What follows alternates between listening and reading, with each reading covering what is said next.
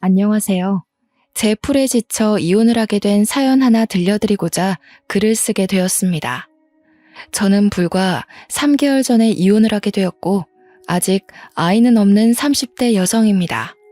제가 남편과 잘 살아보려고 나름 여러 번 참아주다가 이 불행이 유턴 없는 일방통행이라는 걸 뒤늦게 알고서 급하게 브레이크를 밟았어요. 지옥의 구렁텅이에 빠질 뻔한 제 인생을 아슬아슬하게 건진 거죠. 누구나 그렇겠지만 저 정말로 결혼해서 잘 살고 싶었습니다. 재작년 통계청에서 이혼하는 부부를 수치로 계산했는데 4상 중에 240상이 이혼을 한다는 결과가 기사로 나왔더라고요.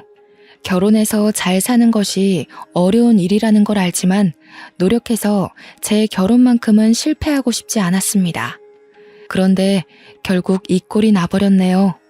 잘 살고 있는 부부들을 보면 무척 경이롭고 노부부가 되어서도 서로 존중하며 손잡고 다니는 분들을 보면 이젠 존경심을 느낍니다.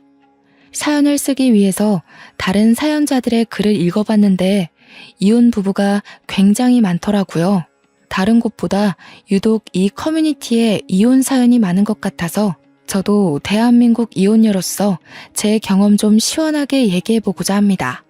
저는 건강관리식품 제조회사에서 일을 하고 있는 사람입니다. 평소 주변에서도 똑 부러지고 알뜰하다는 말을 많이 듣는 편이었던 저는 동료 직원들 중에서 가장 신임을 높게 사는 직원 중 한 명이었을 정도로 각별한 애정을 받았는데요. 특히나 비즈니스에 필요한 금전적 부분을 자꾸 저한테 맡겼다는 겁니다. 물론 저는 회계 쪽 분야가 아닙니다. 저도 회계는 어려워요. 돈을 잘 만지는 편이긴 하지만 그건 그냥 꼼꼼한 성격 덕입니다. 그런데 회사 다닌 지 한 2년 되니까 동료끼리 서로 어떤 사람인지 어느 정도 알게 되잖아요. 그때부터 제가 급여를 더 받고 회계 업무 보조까지 맡게 되었지 뭡니까. 딱히 번거로운 일은 아니었기에 저도 흔쾌히 한다고 했지만 제가 이렇게 칭송받을 만큼은 아닌데 싶어 민망하더라고요. 저는 제 스스로가 야무지다고 생각한 적이 한 번도 없습니다. 다른 건 잘 모르겠고 유독 돈 관리에서만 조금 더 철저했을 뿐이에요. 제가 20살 되자마자 적금 통장을 만들었다고 하면 다들 놀라더라고요. 그 적금도 금리나 혜택 다 비교해서 통장 2개로 나눠 만들었다고 하니 신기해하기도 했고요.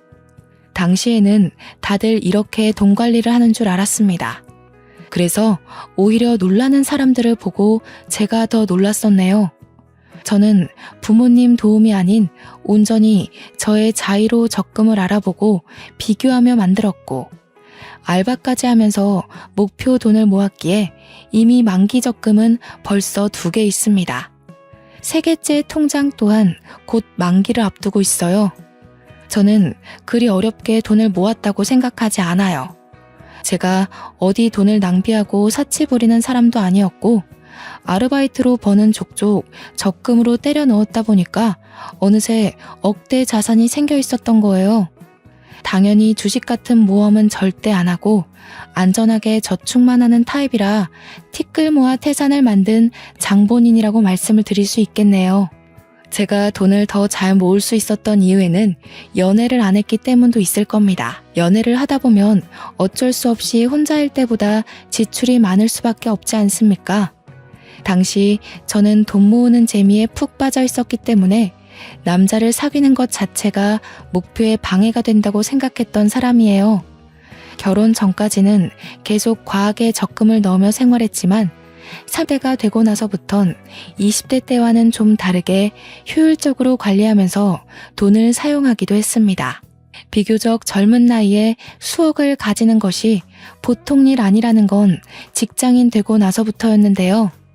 주위에서 다양한 조언과 사정을 듣다 보니까 제가 같은 또래의 남들보다는 부유하다는 걸 알았습니다.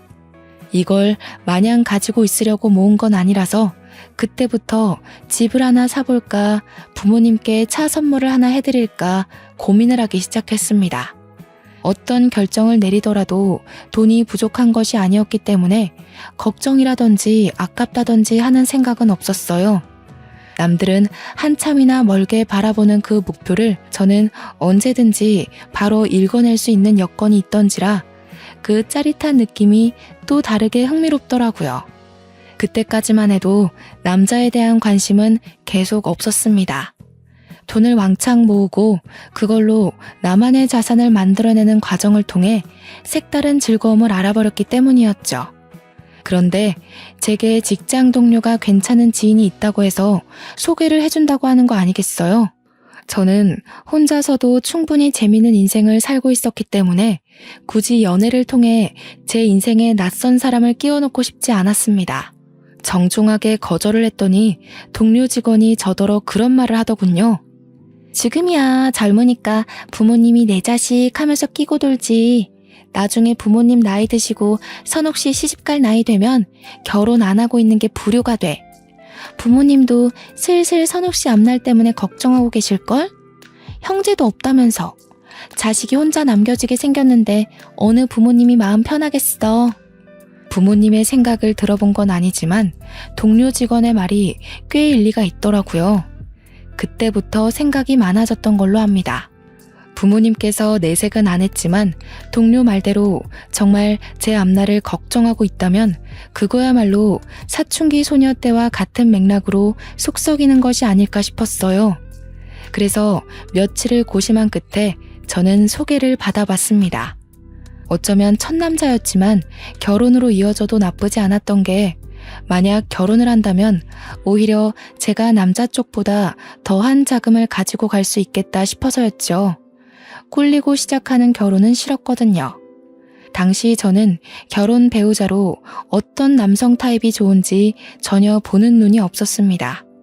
그저 착하고 마음이 넓은 남자가 좋겠다고 생각했던 것 같아요. 그런데 우습게도 제 눈에 남편이 딱 그렇더라고요. 소개받고 연인으로 발전하면서도 제게 늘 잘하고 착하고 우리 부모님께도 예의 바른 사람이었거든요. 그래서 확신을 갖고 좀 더 길게 만나봤는데 남편이 그때만 해도 참 괜찮은 사람이었습니다. 남편과 연애를 하면서 솔로일 때보다는 돈을 좀 쓰게 되었는데 딱히 상관없었어요. 이성과 함께하는 재미도 돈 모으는 것만큼이나 즐거운 일이었더라고요. 늦게나마 알아버려서 오히려 적당히 소비하는 게 좋았습니다. 그렇게 4년을 지내다 보니 저희는 자연스레 서로를 결혼 대상으로 바라보게 되었습니다. 남편도 다른 동료들처럼 제가 얼마나 돈 관리를 잘하고 있는지 아주 잘 알고 있었어요. 제가 경제 관리하는 걸 늘 옆에서 지켜보기도 했고 제가 또 남편에게 돈 관리하는 팁을 알려주기도 했거든요. 돈 얘기 나올 때마다 남편이 늘상 제게 했던 말이 있었는데요. 나는 세상에서 숫자로 머리 쓰는 게 제일 싫어. 우리 결혼하면 자기가 경제권을 다 가져. 나는 도무지 이런 거 신경 쓰면서 일 다닐 자신이 없다. 결혼을 약속하고 나서는 본격적으로 경제권을 제게 다 넘기려고 했습니다. 솔직히 내 주머니로 들어오는 돈을 남에게 맡기기가 쉽지 않잖아요. 아무리 남편과 제가 가족이 될 사이이고 부모로서 평생을 손잡고 걸어갈 약속을 했다고 하지만 요즘 부부끼리 절도 범죄까지 있단 말이죠. 그래서 그냥 장난삼아 하는 소리인 줄로만 알았습니다. 그런데 결혼을 하고 나서도 남편이 신혼집에서 한 번 더 경제권 얘기를 꺼내는 거 아니겠습니까? 심지어 이미 회사 급여까지 제 계좌로 돌렸다고 하더라고요. 난 용돈 받고 사는 삶이 편해. 한 달에 50만 원 정도면 충분할 것 같아. 원래도 자기랑 놀 때 말고는 돈을 잘 안 썼던 편이라서 나 혼자서 이만하면 적당해. 정말 괜찮겠어? 그냥 각자 관리하고 생활비만 공동 입금하는 게 낫지 않을까? 사람 일이란 게 언제 어디서 돈이 확 나갈지 모르잖아. 급한 일 생기면 50만 원으로 뭘 어떻게 해? 에이, 안 생겨. 반평생 큰돈 나갔던 적이 단 한순간도 없었어. 내 패턴 누구보다 내가 제일 잘 알고 그 다음 자기도 나를 잘 알잖아. 괜찮다니깐. 남편은 흔쾌히 자기 급여와 부수적인 금전을 모조리 공개했고 정말로 용돈 50만 원으로 살기 시작했습니다. 당연히 차 유지비라든지 보험이라든지 그런 것은 빼고 오로지 한 달 용돈만 50만 원이었어요. 저는 부부간에 오해가 없도록 제 급여와 남편 급여를 계산하여 가계부를 쓰기 시작했습니다. 제 적금 통장은 있으니까 남편의 적금 통장만 따로 만들어서 그것도 제가 관리했어요. 부부 공동명의 통장을 하나 더 만들까 하다가 뭐든 공동으로 만들게 되면 소유권에 문제가 생길 수 있다는 말을 들은 적이 있어서 일찌감치 포기를 했네요. 저희는 정말 수월하게 신혼생활을 이어갔고 신혼집은 남편이 모아놓은 돈에 맞춰서 서로 딱 반반의 비용을 보태어 매매를 했습니다. 저와 남편은 둘 다 초창기부터 욕심 없어서 과하게 저지르지 않았기에 크게 허리 휘는 시작을 하진 않았어요. 그래서 돈이나 대출에 쫓기듯 급급하게 살지 않았고 오히려 여유가 있었기 때문에 신혼을 더없이 풍요롭게 누릴 수 있었습니다. 이렇게 저희 둘은 문제없이 잘 지내고 있었거든요. 그런데 어느 순간부터 주변에서 자꾸 입김이 들어오는 거 아니겠습니까? 저를 향한 조언이 아닌 바로 남편에게 하는 충고들이었습니다. 한날 남편이 남편 회사에서 일하는 동료 사원들을 데리고 집에 온 적이 있었는데요. 결혼 전에도 몇 번 만나서 안면을 텄기 때문에 어색한 사이는 아니었습니다. 다 같이 술 한잔을 하던 상황이었는데 어느 정도 술이 되니까 사람들이 돈 얘기에 비밀이 없어지는 겁니다. 술 마시기 전에는 분명 요즘은 부부 사이에서 여자가 경제권을 많이 관리하고 남자는 용돈 받는 식으로 대부분 그렇게 살더라면서 저희 부부의 경제관념에 찬사를 보냈거든요. 그런데 술이 들어가니까 사람들이 돌변하기 시작하는 거 아니겠어요? 에이, 재수씨. 아무리 그래도 그렇지 남자가 기가 죽는단 말이에요. 50만 원이 뭐예요? 남자라면 적어도 100만 원은 주머니에 꽂혀 있어야 밖에서 어깨 펴고 가장 노릇하는 겁니다. 이 녀석도 재수씨한테 혼날까봐 말 못한 거지 절대 50만 원으로 만족할 녀석이 아니에요. 술 취해서 깔깔 웃는 동료 직원의 말에 저는 고민을 했습니다. 기분이 나빴던 게 아니에요.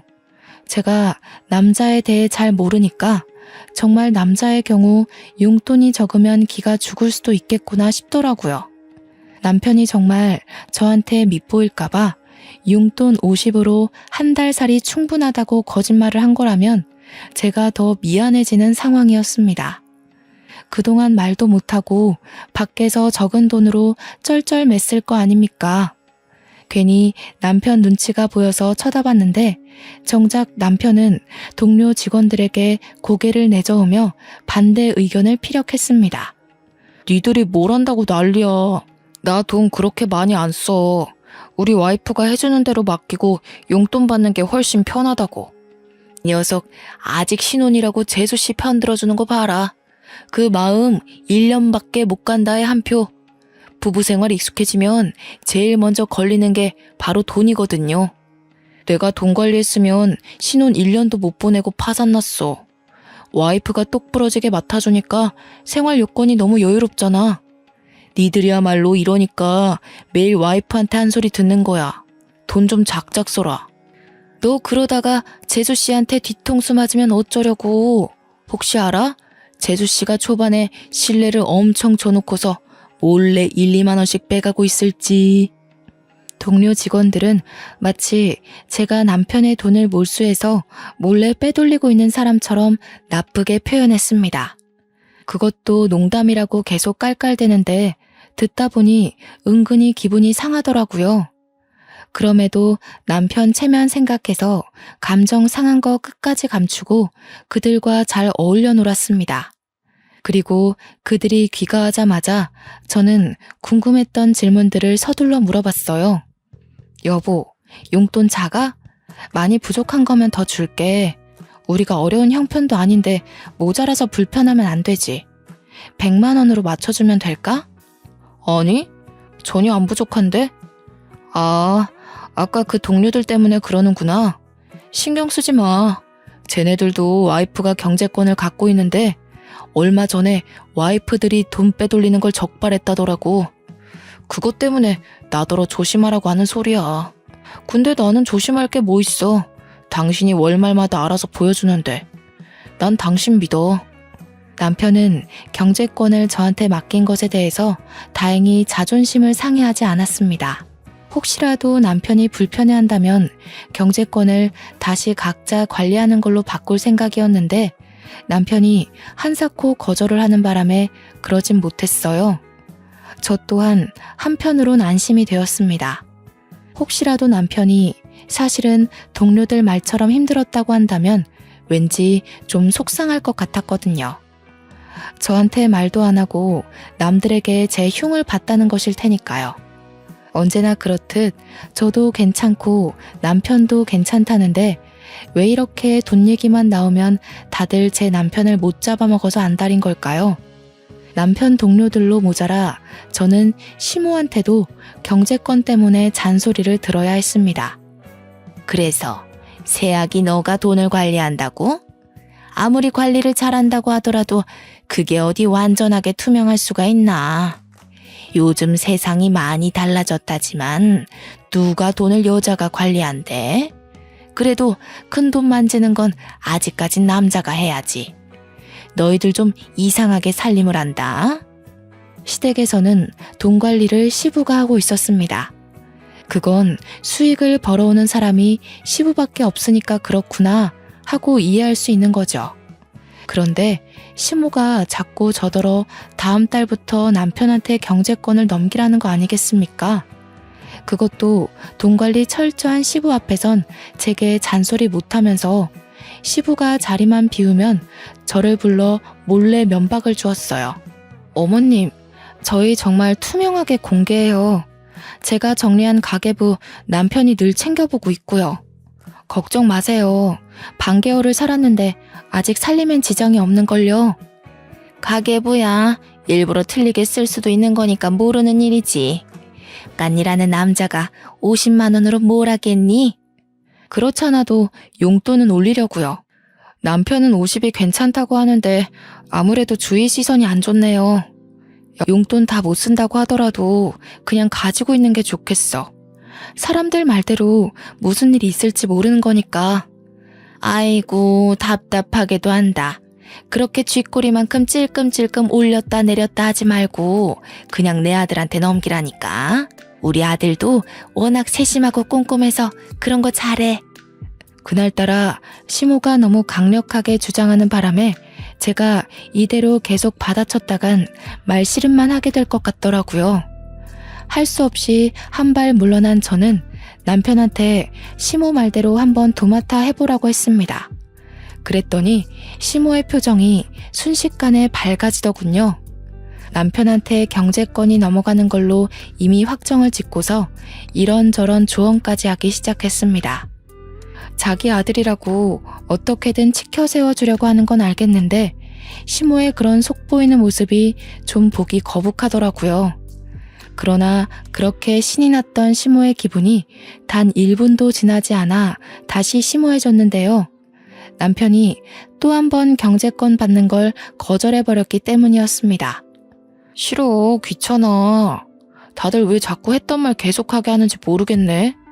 우리 집은 와이프가 똑똑하니까 알아서 잘 돌아가고 있잖아. 잘하는 사람이 해야 살림도 피는 거지. 괜히 내가 했다가 쫄딱 망하면 어쩔 거야? 아우 싫어. 어머 얘 봐라. 아직도 세상 물정을 모르네. 새아기가 경제권을 준다잖아. 네 아빠를 보고 자랐으면 알 거 아냐. 남자가 돈을 쥐고 있어야 미래가 안정되는 거야. 아빠가 남자라서 돈을 쥐고 있는 게 아니라 엄마가 돈을 허튼데 쓰니까 아빠가 관리하는 거 아니었어? 저번에 아빠가 그렇게 말하는 거 들었는데. 저는 그 자리에서 남편의 눈치 없는 발언 때문에 웃음을 참느라 애를 썼어요. 시모가 평소 웬만한 고집이 아닌데 자기 아들은 잘 못 이기더라고요. 아마 남편이 눈치 없이 직설적인 멘트를 잘 날리는 사람이라서 그렇지 않나 싶습니다. 하도 주위에서 뭐라 그러니까 저도 정말 남편한테 경제권을 맡겨볼까 했었거든요. 그런데 당사자가 저리 싫다고 발악하니 어떡합니까? 제가 어디 한두 번 물어봤겠어요? 이미 수십 번을 물었지만 남편 대답은 늘 거절로 한결같았는걸요. 그렇다고 포기할 시모가 아니더라고요. 경제권이 넘어갈랑 말랑하고 있으니까 시모도 애가 탔나 봅니다. 결국 시모한테 등짝을 맞은 뒤에야 남편은 경제권을 넘겨받는 것에 수긍했어요. 저야 뭐 괜찮았습니다. 어차피 저희는 부부이고 저희 집에 들어오는 돈이 어떻게 돌아가는지 이미 파악했잖아요. 남편한테 넘겨주더라도 어느 정도 제가 모르는 부분은 없겠다 싶었거든요. 저는 주말에 하루 날 잡아서 남편한테 경제권을 인수인계를 해주었습니다. 나름 쉽고 간단하게 이것저것 설명을 해줬는데 남편이 금세 골머리 아파하더라고요. 마치 이제 셈을 배우기 시작한 초등학생이 수업 시간에 엎드려버리는 모양새와 같았습니다. 나 도저히 안 되겠어. 당신 내가 얼마나 숫자 싫어하는지 알지? 누누이 말해줬었잖아. 그거 진짜 괜히 하는 소리 아니야. 나 학창시절에도 수학을 제일 못했어. 제가 봐도 남편이 너무 버거워하는 것 같았어요. 그럼에도 불구하고 저는 남편이 미치려고 하는 걸 잘 어르고 달래서 웬만하면 넘겨주려고 했습니다. 어머님이 당신 이런 거 소질 있다고 그랬잖아. 수학이랑 동계산은 좀 다른 개념이야.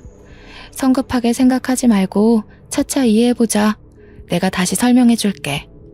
아, 진짜 못해. 엄마가 괜히 당신이 내 돈까지 들고 있으니까 심술 부리는 거야. 우리 엄마 돈 욕심 많은 것 때문에 아빠가 관리하는 이유도 있단 말이야. 아마 내가 경제권 들게 되면 엄마가 간섭할걸? 난 엄마 게임에 안 넘어갈 자신이 없어. 절대 못해. 시모가 남편을 두고 세심하고 꼼꼼하다고 표현을 했지만 사실 저는 남편이랑 연애하면서 딱히 남편이 돈을 효율적으로 관리한다는 느낌을 못 받았습니다. 제가 연애 때 돈 관리 팁을 많이 가르쳐줬다고 했잖아요. 가볍게 알려줬던 그 소소한 팁들도 남편은 별로 습득하질 못했어요. 그래서 이렇게 괴로워하는 것도 충분히 이해가 되었죠. 할 수 없이 제가 다시 경제권을 도맡게 되었는데요. 시모에게 이 사실을 말씀드린다면 제가 경제권을 넘기기 싫어서 남편을 기죽였다고 생각할 텐데 이건 이것대로 또 걱정이었습니다. 남편이 시댁에 알아서 잘 설명하겠다고 했는데도 그렇게 썩 위로는 안 되더군요. 남편이 말한다고 시모 성격에 바로 굽신거릴 게 아니란 걸 아니까요. 저희 부부는 잠깐의 휘몰아쳤던 돌풍을 지나고 다시 고요한 일상을 보내고 있었습니다. 그러던 어느 날 용돈 100만 원으로 올려주겠다던 제 제안을 항상 거절해왔던 남편이 홀라당 돈을 다 써버린 적이 있었는데요. 바로 교통사고가 났기 때문이었습니다. 얼마나 급했는지 남편이 제 근무 시간에 전화를 해서는 돈 좀 붙여줄 수 있겠냐고 해서 급하게 보낸 뒤에 사정을 물었던 기억이 있어요. 아, 주차 사고가 났는데 내가 실수로 상대방 차 문을 쫙 긁어버렸어. 하필 돈 좀 나가는 차를 건드리는 바람에 있는 돈으론 택도 없더라고. 뭐? 다친 곳은 없어? 당신 여태 그런 해본 적도 없는 사람이잖아. 조심 좀 하지. 혹시 다친 데 있는 거면 돈 더 보내줄까? 병원비는 있어? 다친 곳은 없어. 근무 시간일 텐데 연락해서 미안해. 워낙 급한 일이라 너무 당황해서 당신 근무 시간인지도 생각 못하고 전화를 해버렸네. 남편은 운전 경력 15년인데도 여태 문콕 사고도 없었을 만큼 안전운전 실력을 지닌 사람입니다. 달리던 차도 아니고 주차를 하다가 사고가 난 거라서 어쩌면 천만다행이지만 한편으론 의아하기도 했어요. 도대체 어디다가 정신을 빼놓고 있었길래 가만히 있는 차에 가서 사고를 낸 건지 모르겠더군요. 수리비 견적은 총 78만 원이 나왔고 용돈으론 턱없이 모자랐던 남편이 제게 받아간 돈으로 잘 해결했다고 문자를 줬습니다. 이번 일을 겪으니까 확실히 느꼈어요. 남편에게 용돈 50만 원은 적은 게 맞는 것 같았죠. 만약 제가 연락을 받지 못했더라면 여기저기 전화를 돌리면서 구차하게 남의 주머니에 손 벌렸을 거 아닙니까? 위험한 상황일 때 대비하기엔 그 용돈은 너무 아슬아슬했습니다. 그래서 저는 남편에게 말없이 다음 달부터 용돈을 100만 원으로 올려줬어요. 용돈 입금한 당일 남편이 리액션은 안 해주더라도 용돈 올렸냐고 물어나 볼 줄 알았는데 정작 이틀이 지나도 남편한테서 별다른 말이 없더라고요. 여보, 내가 용돈 올린 거 확인했어? 당신 사고 이후로 내가 생각 많이 해봤는데 아무래도 올리는 게 좋아서 100만 원 넣었거든. 몰랐어? 그랬어? 내가 입금 내역은 따로 확인 안 해서 몰랐네. 고마워.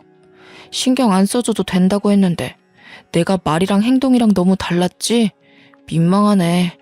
어쨌든 잘 쓸게. 입금 내역은 남편이 굳이 확인하려 들지 않아도 알림으로 뜨는 걸로 알고 있습니다. 남편이 설정해달라고 해서 제가 해줬던 기억이 나요. 그런데 입금 사실을 전혀 몰랐다뇨.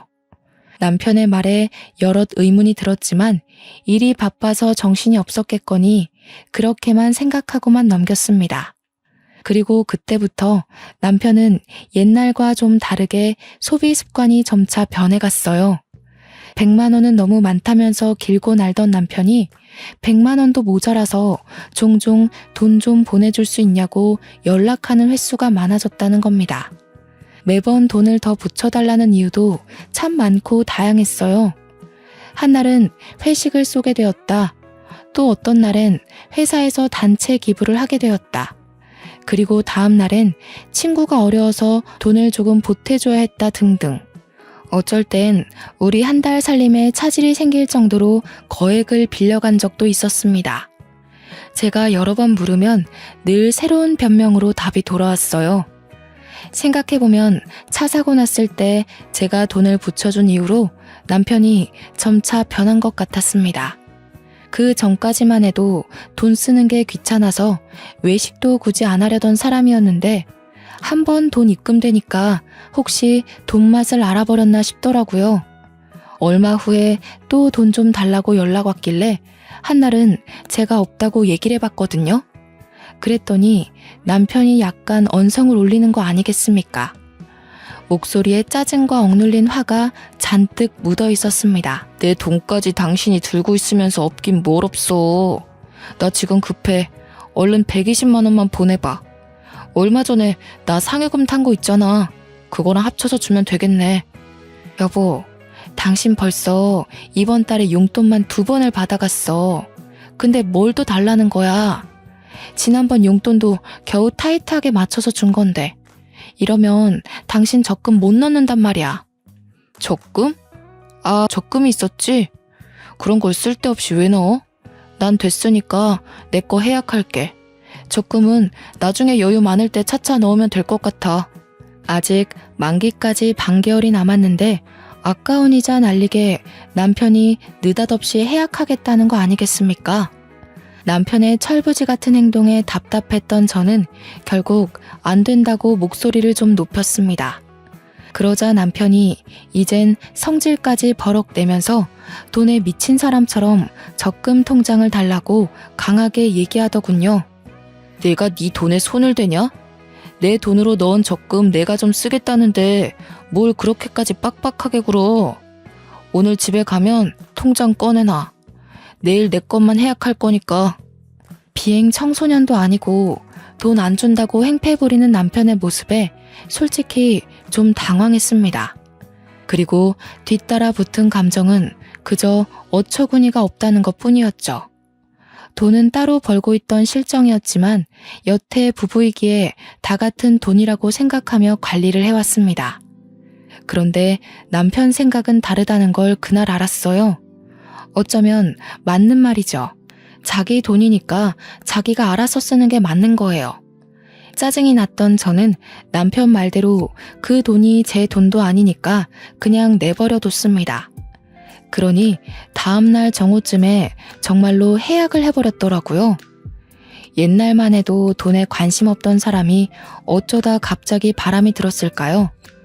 과거와 다르게 돈을 좀 쉽게 생각하는 것 같아서 한날은 남편이 잘 때 휴대폰을 몰래 뒤져봤습니다. 설마 바람이라도 나서 웬 여자한테 돈이라도 퍼주는 건가 싶어서요. 지금 보니 제가 참 별짓까지 다 했네요. 남편 폰에는 딱히 여자의 흔적이 없었습니다. 대신 처음 보는 형이란 남자와의 채팅이 다른 채팅에 비해 유독 많다는 걸 알고 그걸 확인해봤어요. 그리고 그때 저는 남편이 왜 그렇게 용돈을 부족해 했는지 알게 되었습니다. 이유가 주식이었어요. 용돈만 받으면 주식에 통째로 투자를 해버렸던 겁니다. 제가 주식을 하진 않지만 주변에서 들은 게 많아 보는 눈은 있는데 채팅방에 형도 딱히 주식을 잘하는 게 아닌 것 같더라고요. 그런데도 불구하고 이 멍청한 남편이 그 형을 아주 맹신하면서 시키는 대로 돈을 퍼붓고 있었습니다. 이렇게 돈으로 쓸데없는 모험을 하는 사람들, 제가 제일 싫어하는 부류거든요. 이것만큼은 남편이 자기 돈 멋대로 쓴다고 해서 참아줄 수가 없겠더라고요. 다음날 아침 저는 출근하려는 남편을 세워 바로 따졌습니다. 당신 주식해? 그렇게 위험한 걸 왜 해? 제대로 알아보고 해도 손해볼 확률이 더 큰 게 주식이야. 도대체 그 형한테서 무슨 소리를 들었길래 안 하던 짓을 하는 거니? 정말 큰일 나고 싶어? 뭐야?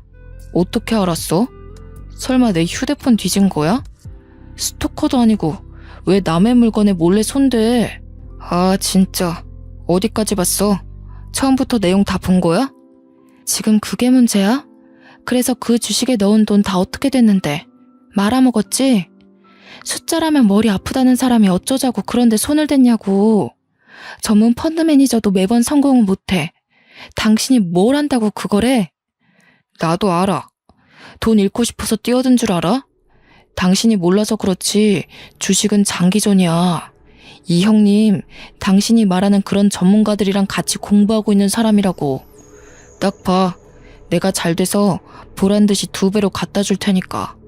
남편과 아침부터 주식 얘기로 싸움을 하면서 진을 뺀 날이었습니다. 알고 보니 남편은 주식에 돈 퍼붓는 걸로 그 형님한테 용돈까지 조금씩 주고 있었더라고요. 무슨 수급이라나 뭐라나 말 같지도 않은 소리를 하면서 제대로 호구가 잡혀있는 남편을 보니 결혼하고 처음으로 속이 터졌습니다. 이 호구 같은 남편도 결국 제 남편이라고 그냥 내버려 둘 수가 없어서 저는 바로 용돈을 50만 원으로 낮춰버렸어요. 그랬더니 어떻게 됐는지 아십니까? 저 그 사람한테 이혼 요구 당했습니다. 뭐라고? 지금 이혼하자고 했어? 고작 그 주식 때문에 그것에 미쳐서 나더러 이혼을 하자고 해? 당신 정말 왜 이래? 왜 이렇게 안 하던 짓을 해서 사람 피를 말려? 경제권 가진 여자들이 그렇게 남편을 무시한다던데 당신도 변했나 보네. 내가 돈 갖다 바쳐주니까 당신이 날 마음대로 조종해도 된다고 봤어? 그래도 당신은 딴 여자랑 다를 줄 알았는데 결국 권력 잡으려고 했던 거 맞네. 뭐라고? 그런 식으로밖에 말 못해? 내가 정말 그랬을 거라고 생각하는 거야? 내가 고집해서 경제권 뺏어왔니? 당신이 하기 싫다고 나한테 맡긴 거잖아. 몰랐으니까. 알았으면 나도 너한테 돈 안 바쳤어. 주변에서 한 소리씩 할 때는 다 이유가 있는 건데 그동안 내가 콩깍지가 단단히 씌었던 거야. 당신이 이렇게 변할 줄은 몰랐어. 용돈을 줄였다고 저더러 변했다며 구두쇠 취급하는 남편 때문에 어이가 없었습니다. 다른 사람이 되어 있는 남편을 보면서 할 말을 잃어버렸죠. 주식이 뭐라고 그저 혈안이 되어 인정사정 없이 이혼까지 요구하니 변한 건 제가 아니라 남편인 듯 싶네요. 그래도 저는 이걸로 이혼까지 하는 건 아니라고 생각했습니다. 참 우둔한 생각이었죠. 부부관계를 지키기 위해 결국 제가 결정한 방법은 경제권을 돌려주는 거였습니다. 각자 돈 각자가 관리하는 걸로 하고 남편한테 네 돈 가져가라며 통장을 패대기 쳐버렸어요. 남편은 오히려 살판이 났더군요. 공동 생활비만 넣고 나머지 돈은 정말 자기 멋대로 펑펑 쓰는 것 같았습니다. 그때부터 저희 집안의 가세가 기울기 시작했어요. 뒤늦게 우편물을 받고 한 사실인데 남편이 신용카드까지 발급받아서 현금 대출을 했더라고요. 밀리기 시작한 연체금이 우편으로 주마다 날라왔습니다. 나중에는 카드사에서 직원까지 찾아와 제 남편을 찾았어요. 그런데도 남편은 돈 갚을 생각이 없어 보이더라고요. 물론 갚을 생각이 없는 게 아니라 갚을 돈이 없는 거겠지만요. 어쨌든 저는 갈수록 예민해지고 태만해지는 남편을 보면서 남편을 향한 마지막의 시니까지 밑바닥을 치고 말았습니다. 더 이상 제 인내가 버텨주지 못했다는 겁니다. 즉, 이혼을 결심하게 되었다는 거죠. 어차피 이혼할 거고 우편물 걷는 것도 지쳐서 그것마저 손을 안 대고 있었는데 한날 시모가 저희 집에 들리면서 우편물을 다 걷어왔더라고요. 얘, 이게 다 뭐니? 우리 아들 이름으로 우편이 많이 와 있더구나. 너는 오늘 일도 쉬었다면서 집 밖에 코빼기도 안 나와봤던 거야? 안 사람이라는 사람이 이런 기본적인 것도 관리를 안 해서는. 오셨어요? 그거 다 신용정보회사에서 돈 갚으라고 날라온 연락이에요. 2달 전부터 받고 있던 거라서 굳이 걷어올 필요 없었는데 어차피 돈 갚으라는 내용이라서요. 시모는 자기가 들고 있는 게 독촉장이라는 걸 알았어요. 그런 걸 처음 봤는지 심장이 벌렁벌렁거렸다며 보란듯이 제 앞에 우편물을 팩 내려놓았습니다. 식탁으로 위로 쫙 펼쳐진 우편물 양이 제법 방대하더라고요. 신용불량자라는 거니? 너는 돈 관리를 어떻게 하길래 이 모양이야? 설명 좀 해봐라. 돈 잘 만진다고 그렇게 떵떵거릴 때는 언제고? 이게 그런 결과야? 왜 그렇게 화가 났나 했더니 시모는 제가 돈 관리를 먹같이 해서 자기 아들이 이 모양이 된 줄 알지 뭡니까? 곧 죽어도 자기 아들은 얌전하고 고분한 사람인 줄 아나 봐요. 잘난 척 하더니 집안 꼴 잘 돌아간다. 이거 다 어쩔 거니? 나중에 압류 딱지 붙고 그런 거 아니야? 그럼 월급도 싹 다 몰수당하고 그러지 않아? 아직 그 정도는 아니고요. 아마 다음 달에도 못 갚으면 그렇게 되겠네요. 그래서 말인데 저 이혼할까 봐요. 남편이 저한테서 경제권 뺏어가더니 일을 이 지경으로 만들었지 뭐예요? 돈 안 줄 거면 이혼하자고 하길래 통장 다 던져줬어요. 뭐라고? 경제권은 네가 갖고 있잖아. 집이 이 꼴나니까 갑자기 내 아들 탓하는 거니? 너 인생 그런 식으로 살면 안 된다. 네가 돈을 맡았으면 적어도 남편 이름에 누가 되는 일은 없어야지. 어머님이 믿기 싫으신 거 알겠는데요. 남편이 주식에 빠지고 나서부터 저한테서 자기 돈 다 뺏어갔거든요. 적금까지 남편이 다 해약해버렸어요. 참, 어머님 여행 경비 아마 남편이 못 대줄 거예요. 남편이 알아서 어머님한테 연락한다 그랬는데 모르셨나 봐요? 제가 남편 적금 통장을 처음 개설했을 때 그걸로 남편이 시모한테다가 엄청 생색을 내놨거든요. 친구들과 해외여행 가면 자기 적금 모은 걸로 시모 여행 경비 대줄 거라고 진짜 떵떵거렸었어요. 그것에 덩달아 신났던 시모가 계모임 추진해서 연말에 해외여행 일정을 다 잡은 걸로 압니다. 그런데 남편이 적금 해약하고 다 탕진해버렸다고, 주식에 미쳐버렸다고, 누구 하나 알려주는 사람이 없었다 보니 취소를 못한 거죠. 이제 와서 취소를 하면 계약금에서 60%만 환불된다고 했습니다. 시모는 그 사실을 들으니 남편 돈 쓰는 꼴이 얼마나 엉망인지 좀 와닿나 보더라고요. 여행 경비 얘기에 얼굴이 벌개진 시모가 당황하면서 말을 막 버벅거렸습니다. 그러더니 겨우 꺼낸 말이 뭔 줄 아십니까? 끝까지 자존심은 굽히고 싶지 않았나 봐요. 저더러 그 돈을 해줘야 되는 거 아냐고 우기기 시작하대요. 자기한테 미리 알려주지 않은 건 우리 부부 둘의 잘못이니 자기 아들이 처리 못한 걸 저보고 대신 해결하라고 했습니다. 오늘 남편 퇴근하면 남남이 될 건데 제가 왜 어머님 여행 경비를 대드려요. 친구분들한테 전화 돌려달라고 하면 그건 도와드릴 수 있어요. 친구분들 돈 날리게 생기셔서 어떡해요? 남편이 똑부러지게 돈 관리를 잘했어야 하는 건데. 남편이 돈 관리하면 집안이 이렇게 파탄 난다는 걸 시모한테 똑똑히 알려주고 싶었는데 마침 기회가 잘 되었다고 봅니다. 시모는 제 주장에 더 이상 반박을 하지 못했고 울그락불그락 열만 올리다가 남편한테 전화를 걸면서 집을 박차고 나갔습니다. 그날로 퇴근하고 온 남편 앞에서 저는 잠자코 이혼서에 도장을 찍었어요.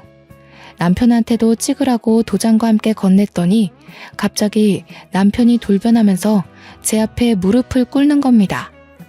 뭐 하자는 거냐고 물었더니 남편이 뜬금없이 회유를 하기 시작하더군요. 미안해. 내가 판단이 어리석었어. 돈 욕심이 있었던 게 아니라 돈 많이 벌어서 노후 편하자고 그랬던 거야. 당신 말 진작에 들었어야 하는데. 여보, 나 이제 정말 손 뗐어. 다시는 주식 안 할 거야. 그러니까 한 번만 용서해주라. 사정을 듣자 하니 남편이 주식으로 가진 돈을 전부 탕진해버렸다고 하네요. 그제서야 주식 공부한다던 형의 말을 믿으면 안 되는 거였다고 깨우쳤다지 뭡니까. 그러면서 시모한테도 욕이랑 원망을 엄청 들어먹었고 심지어 시부는 남편을 한 대 패주려고 대기 중이라고 합니다. 신용불량자까지 된 남편은 말 그대로 인생이 간당간당한 상황이었어요. 저더러 자기 구제해줄 사람 저밖에 없다고 살려달라는데 제가 그걸 왜 살려줘야 하는지 모르겠더라고요. 남편이 구구절절 주눅들어서 하는 얘기에도 동정심이 전혀 안 생기더라니까요. 엄마가 너한테 용서받을 때까지 집에도 오지 말라고 했어. 여보, 나 여보 말고는 더 이상 가진 게 없어. 그러니까 딱 한 번만 봐주면 안 될까? 절대 2번 실수하는 일은 없게 할게. 내가 원래 어떤 사람인지 당신이 잘 알잖아. 시모가 자기 아들의 문제를 뼈저리게 느꼈나 봅니다. 하긴 자기 아들 때문에 자기가 제대로 피해를 받았으니 그제서야 아들의 미련함이 보였겠죠. 그런데 어쩌나? 저는 제 돈으로 남이 싼 똥을 처리해줄 생각이 전혀 없거든요. 그러려고 20대 청춘 즐길 거를 아껴가면서 모은 돈이 아니라서요. 질질 끄는 게 싫어서 합의 안 하면 소송할 거라고 강력하게 말했더니 돈에 무척 쪼들린 남편은 끝까지 빌더라고요. 지친 제가 그만 자리에서 일어나면서 지친다. 그냥 소송할게. 안녕. 하고 인사하니까 그제서야 급하게 합의서에 도장을 찍는 거 아니겠습니까? 아마 재산 분할된 돈으로 당장 급한 불은 끌 수 있지 않을까 싶네요. 이건 나중에 알게 된 사실인데요. 시모는 결국 해외여행을 취소하지 못했다고 하더라고요. 시부한테 욕을 왕창 들으면서 시부 돈으로 눈물을 머금고 다녀왔다고 들었습니다. 시부가 굉장히 보수적이라 돈을 헤프게 쓰는 걸 안 좋아하는 분이거든요. 그래서 유독 시부는 알뜰살뜰한 저를 좀 좋아했었습니다. 남편이랑 시모는 한동안 시부한테 저 같은 며느리를 내쫓았다고 욕먹고 쥐죽은 듯 살게 될 겁니다. 그저 잘 살아보고자 노력했을 뿐인데 돈 빨아먹는 귀신 취급을 당하게 될 줄은 몰랐네요. 남이 저를 신뢰하든 말든 남의 돈은 함부로 만지면 안 되는 건가 봅니다. 괜히 억울한 누명을 쓸 수 있다는 걸 시댁과 남편 주위의 사람들을 통해서 알았습니다. 그리고 또 아무리 좋은 사람이라 하더라도 돈 앞에서는 이면이 드러날 수 있다는 것조차 잘 배우게 되었어요. 아니지. 애초에 제 남편이 좋은 사람이 아니었는데 제가 그걸 못 알아봤던 거겠죠.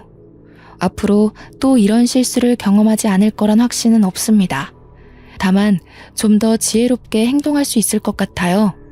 제가 이렇게 이혼을 하게 되었습니다. 불과 얼마 안 된 사연이에요. 아직은 이혼한 사실을 자랑스럽게 공개하는 것이 조금 조심스럽습니다. 제 삶에서 이혼이 가장 큰 돌불이었거든요. 아마 제 스스로 치유받을 시간이 좀 필요할지도 몰라요. 그래도 좋습니다. 하마터면 낭떠러지로 추락할 뻔했던 인생이 아닙니까? 그 빈무더기에서 홀로 빠져나왔다는 것 자체가 첫 번째로 제 자신에게 칭찬해주고 싶은 일입니다. 끊임없이 잘했다고 저를 보듬어주면서 다시 새 인생을 살아봐야겠어요. 사연이 너무 길었죠? 관심 가져주시고 들어주셔서 너무 감사합니다. 항상 좋은 날만 가득하세요.